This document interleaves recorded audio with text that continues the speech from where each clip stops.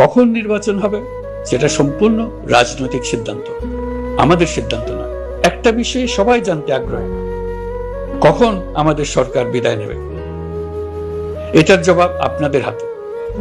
কখন আপনারা আমাদেরকে বিদায় দেবেন?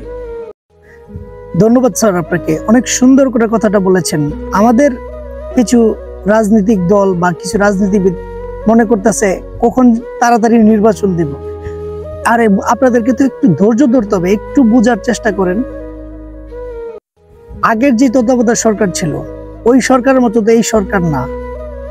এটা গণঅভ্যুত্থানের সরকার, ছাত্র জনতার সরকার।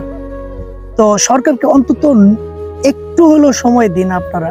না, এটা যেরকম মনে হচ্ছে যে উনি আসছে শুধু নির্বাচন করার জন্য।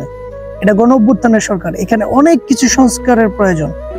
আমাদের কত বছর যাবৎ পুরনো সিস্টেমে এই রাজনীতি, এই দেশটা চলতেছে, সেটাকে পরিবর্তন করার জন্য উনি কিন্তু আমাদের জন্য আসছেন।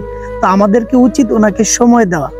বাংলা ভাষায় একটা কথা আছে আমাদের গ্রামাঞ্চলে চলে, সেটা হচ্ছে গিয়ে তাড়াতাড়ি ভাত রান্ধো, তাড়াতাড়ি যদি না রান্ধো তাহলে কিন্তু আমরা খাইতাম না। ঠিক আছে, পরে কিন্তু খাইতাম না। কোন সময় ভাত রান্ধবা, কোন সময় ভাত রান্ধবা, তো ওই রকম হয়ে গেছে। কোন সময় নির্বাচন দিব, কোন সময় নির্বাচন দিব। হ্যাঁ, শুধু নির্বাচনের জন্য মনে হয় মানুষ আসছে এখানে। আমাদের পুরো দেশটা সংস্কারের প্রয়োজন।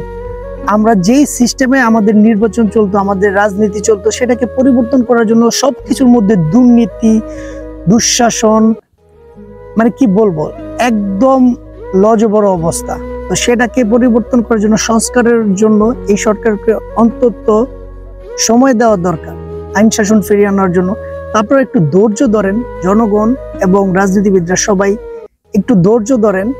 জনগণ তো ঠিকই মনে হয় ধৈর্য আছে, কিন্তু রাজনীতিবিদরা মনে হয় ধৈর্য নাই। তারা কখন নির্বাচন দিব, কখন নির্বাচন দিব সেটার।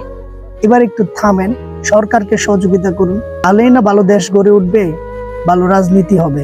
আমরা ওই রকম রাজনীতি চাই না যে এরকম রাজনীতি হোক 2 দিন পর পর এই সরকার চলে যাওয়ার পরে তাদের বাড়িতে আগুন জ্বালায় দিব, তারা হুমকি দামকি, মারামারি, কাড়াকাড়ি, ওই রকম কিছু আমরা চাই না।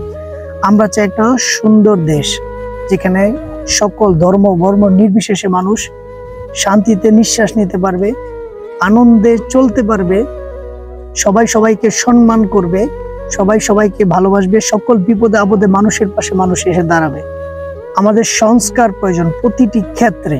তাই আসুন সবাই মিলে সরকারকে সহযোগিতা করি, সুন্দর রাষ্ট্র গড়তে আমরা অপেক্ষা করি। নতুন সংস্কার চাই, যেন নতুনদের হাত ধরে এই দেশটা এগিয়ে যাক। আপনারা ধৈর্য ধরুন, সবাই ভালো থাকুন, সুস্থ থাকুন। আল্লাহ হাফেজ।